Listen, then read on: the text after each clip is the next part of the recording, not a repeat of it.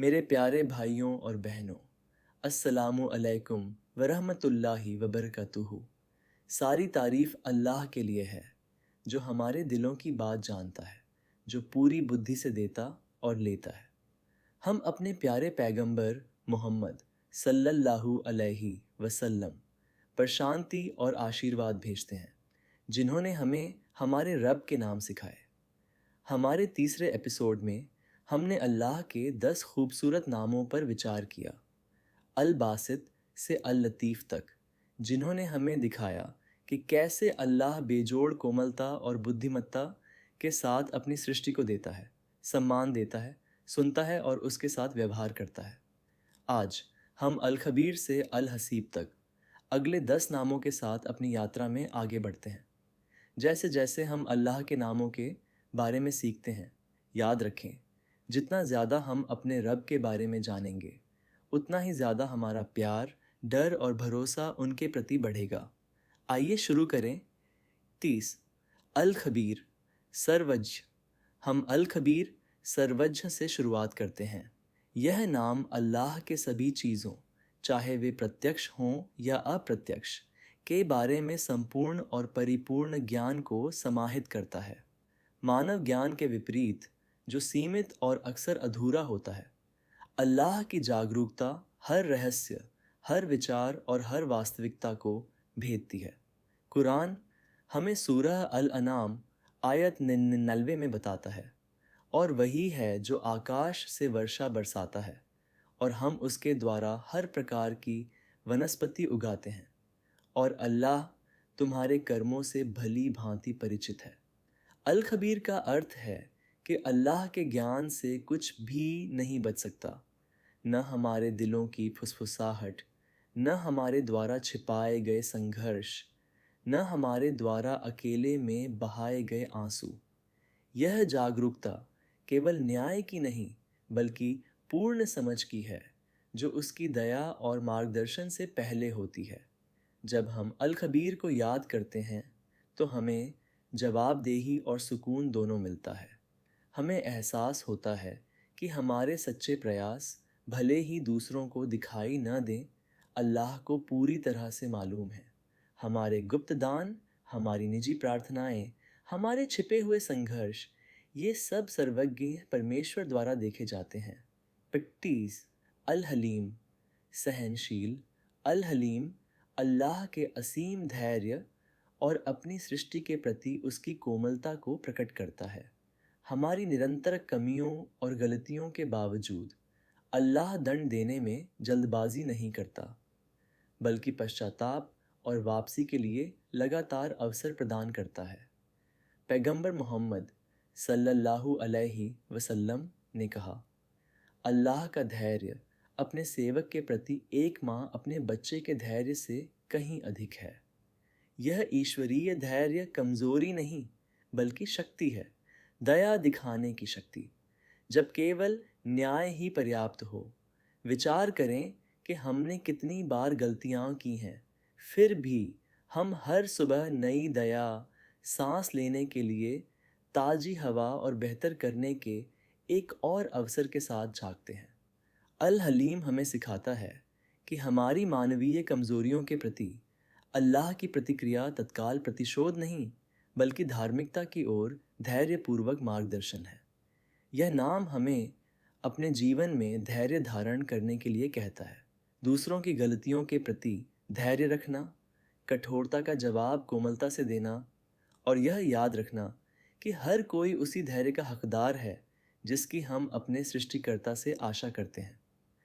30 अल अज़ीम महान। अल अज़ीम अल्लाह की उस परम महिमा और महानता का बखान करता है जो समस्त सृष्टि से परे है। यही वह नाम है जिसका हम अपनी प्रार्थनाओं में उच्चारण करते हैं, सुभाना रब्बी अल अज़ीम। मेरे प्रभु महानतम की महिमा हो।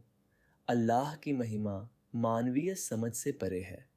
अरबों आकाश गंगाओं वाला ब्रह्मांड उसकी असीम महानता का प्रतिबिंब मात्र है। फिर भी यही महान प्रभु हमारी फुसफुसाती प्रार्थनाओं को सुनने के लिए पर्याप्त निकट है। अल अज़ीम हमें सृष्टि में हमारे उचित स्थान की याद दिलाता है। हम परम महानतम के सम्मानित सेवक हैं। यह पहचान विनम्रता और गरिमा दोनों लाती है।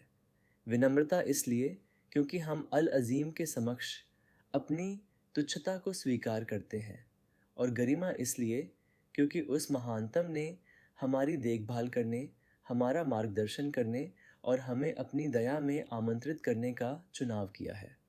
जब हम अल अज़ीम को सही मायने में समझ लेते हैं तो हमारी समस्याओं को उनका उचित परिप्रेक्ष्य मिल जाता है। जो हमें दुर्गम लगता है वह सर्वशक्तिमान के सामने एक छोटी सी बात है। इससे हमारे संघर्ष कम नहीं होते, बल्कि उस पर हमारी निर्भरता बढ़ जाती है, जिसकी महिमा की कोई सीमा नहीं है। 24 अल गफूर, क्षमा करने वाला और गलतियों को छिपाने वाला। अल गफूर अल्लाह की असीम क्षमाशीलता और हमारे पापों को ढकने के उनके सुंदर गुण का प्रतीक है। यह क्षमा केवल क्षमादान नहीं है, बल्कि कयामत के दिन सच्चे मन से तौबा करने वालों के लिए दूसरों से और ख़ुद से अपनी गलतियों को पूरी तरह से छिपाना है। कुरान हमें सूरा अश-शूरा आयत 40 में आश्वस्त करता है, लेकिन जो कोई क्षमा कर दे और सुलह कर ले, उसका बदला अल्लाह के पास है।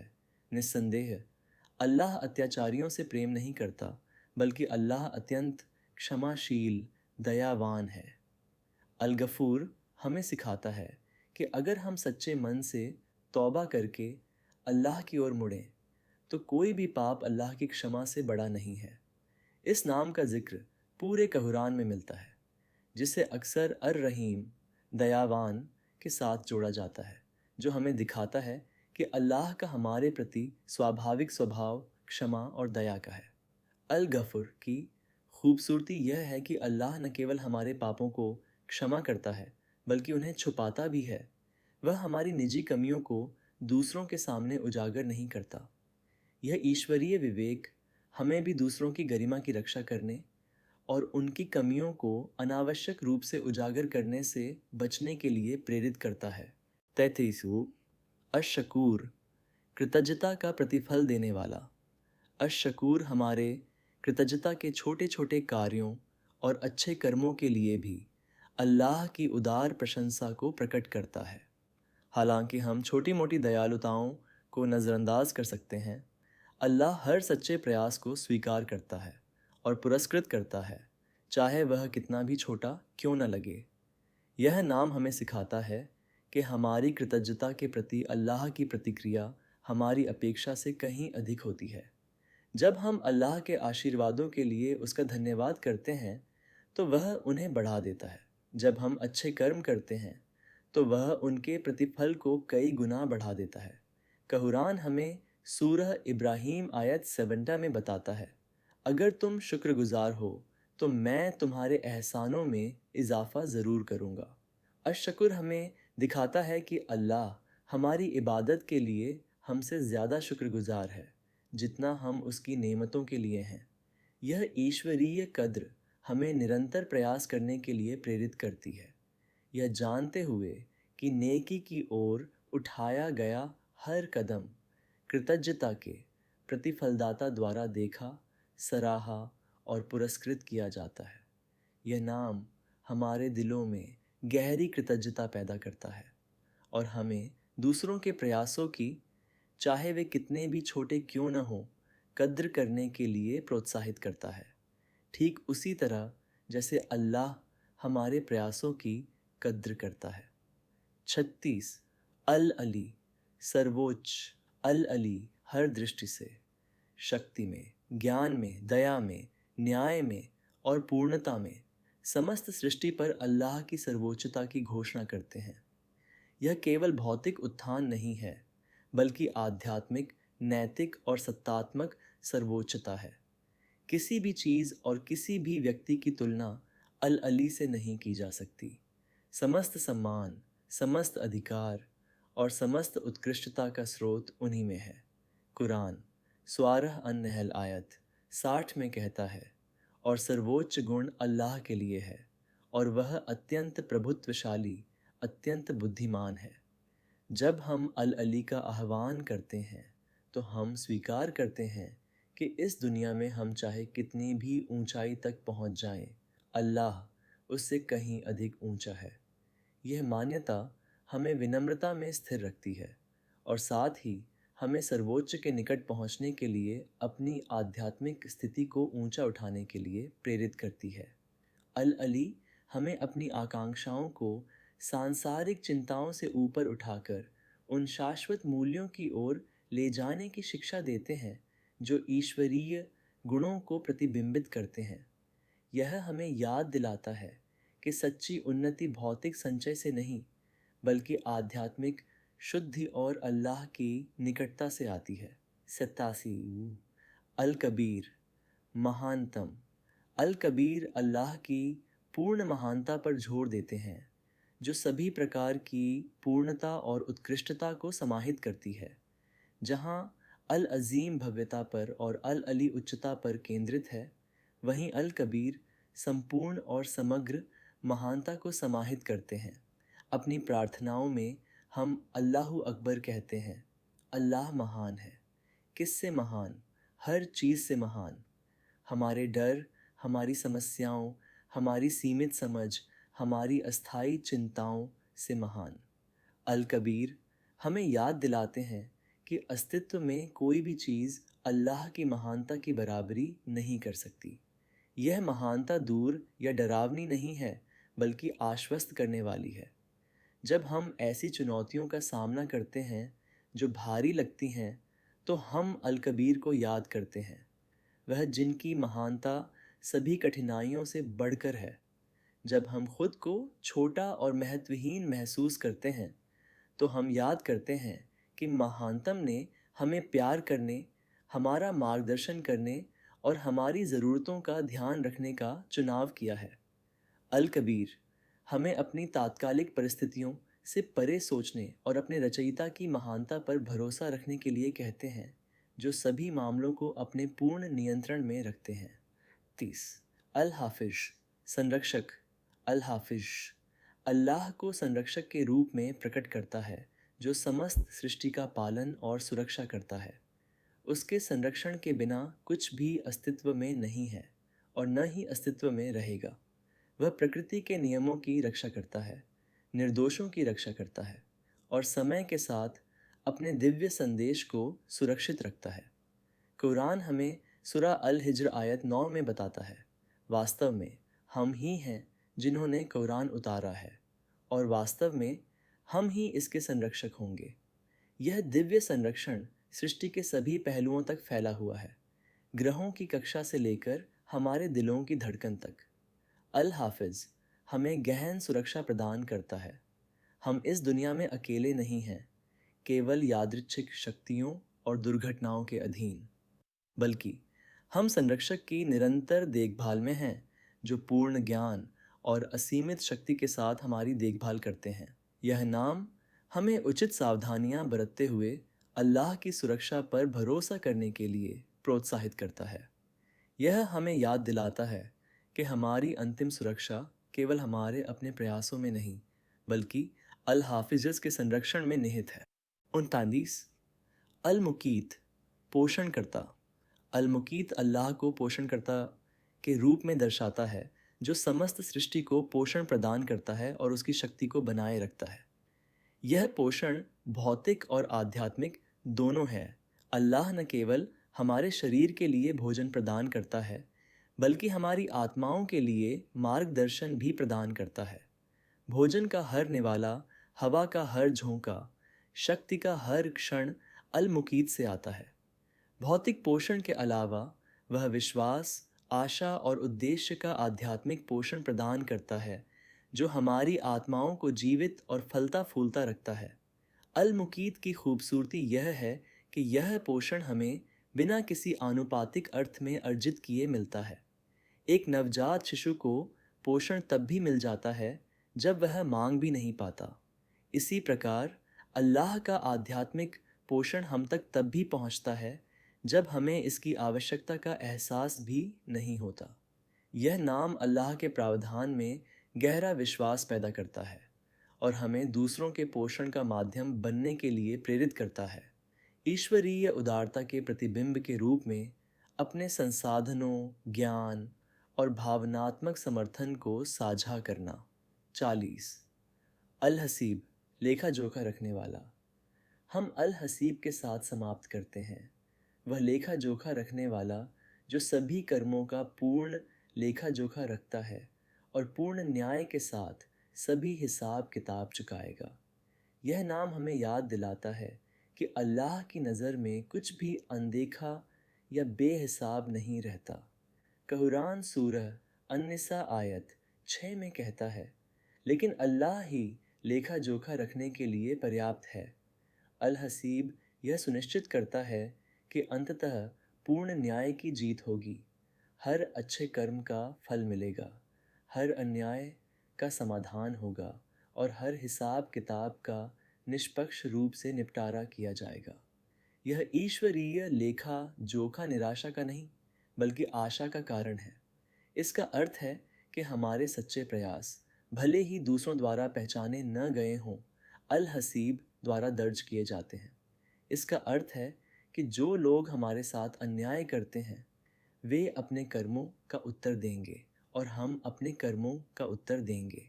अल हसीब हमें ईश्वरीय न्याय पर भरोसा रखते हुए जवाबदेही की चेतना के साथ जीने के लिए प्रोत्साहित करता है।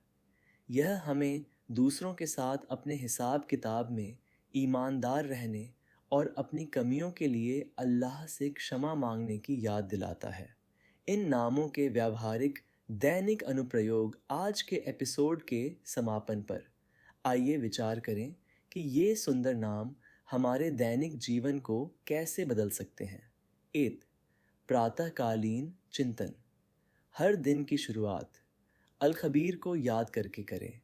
वह जानता है कि आज आपके लिए क्या है। अल हाफिज़ का आह्वान करें। भरोसा रखें कि वह पूरे दिन आपकी रक्षा और सुरक्षा करेगा। अल मुकीत का धन्यवाद करें जो वह आपको पोषण और पोषण प्रदान करेगा। 2. चुनौतियों के दौरान कठिनाइयों का सामना करते समय अल अली और अल कबीर को याद करें। अल्लाह के लिए हर समस्या का समाधान आसान है। दूसरों की कमियों के साथ धैर्य रखकर अल हलीम का अभ्यास करें। जब आप गलतियां करें तो अल गफुर की प्रार्थना करें, यह जानते हुए कि उसकी क्षमा हमेशा उपलब्ध है। 3. दूसरों के साथ बातचीत में लोगों की छोटी छोटी दयालुताओं की भी सराहना करके अशकुर को अपनाएं। अपने सभी व्यवहारों में विनम्रता बनाए रखने के लिए अल अजीम को याद करें। अल हसीब पर भरोसा रखें कि वह समस्याओं को संभालने में पर्याप्त है। विवाद और अन्याय। 4. शाम का चिंतन।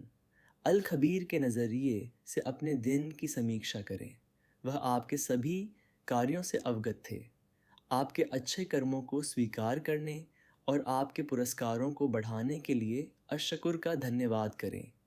अपनी कमियों के लिए अल गफुर की तलाश करें और कल को बेहतर बनाने का इरादा बनाएं। 5. उपासना और अध्यात्म में अल खबीर के प्रति जागरूकता आपकी निजी उपासना को सच्चा बनाए। अल अजीम के पास उस विनम्रता के साथ जाएं जिसकी उनकी महानता हकदार है। अपने सभी कार्यों का उचित हिसाब देने के लिए अल हसीब पर भरोसा करें। 6. ज़रूरत के समय जो आपके लिए सबसे ज़्यादा मूल्यवान है उसकी सुरक्षा के लिए अल हाफिज़ को पुकारें। अपने शारीरिक और आध्यात्मिक पोषण के लिए अल मुकीत पर भरोसा करें। जब आप जीवन की मांगों से अभिभूत महसूस करें तो अल हसीब में पर्याप्तता पाएं। मेरे प्यारे भाइयों और बहनों, ये 10 नाम अल खबीर से अल हसीब तक अल्लाह के अपनी सृष्टि के साथ रिश्ते की एक व्यापक तस्वीर पेश करते हैं। वह हमारी स्थिति से पूरी तरह वाकिफ़ है, हमारी कमियों के प्रति असीम धैर्यवान है, हमारी समझ से परे महान है, हमारी गलतियों को क्षमा करने को तत्पर है, हमारे प्रयासों की कद्र करते हैं, सभी सिद्धियों में सर्वोच्च हैं, सभी गुणों में महानतम हैं, हमारी भलाई के रक्षक हैं, हमारे शरीर और आत्मा का पोषण करते हैं और अपने सभी लेखा जोखा में न्यायपूर्ण हैं। ये नाम मिलकर सृष्टि में हमारे स्थान और अल्लाह के साथ हमारे रिश्ते को समझने के लिए एक संपूर्ण रूपरेखा प्रदान करते हैं। ये श्रद्धा और आत्मीयता, जवाबदेही और आशा, प्रयास और भरोसे दोनों को प्रेरित करते हैं। अल्लाह हमें अपने सुंदर नामों के माध्यम से उसे सही मायने में जानने में मदद करें और ये नाम इस जीवन और अगले जीवन में उसके करीब आने का एक साधन बने। आमीन। अगर इस वीडियो ने आपको अल्लाह के और करीब महसूस करने में मदद की है तो इसे लाइक, शेयर और हमारे चैनल को सब्सक्राइब करना न भूलें। एपिसोड 5 के लिए बने रहें, जहां हम अल्लाह के अगले 10 नामों पर चर्चा करेंगे।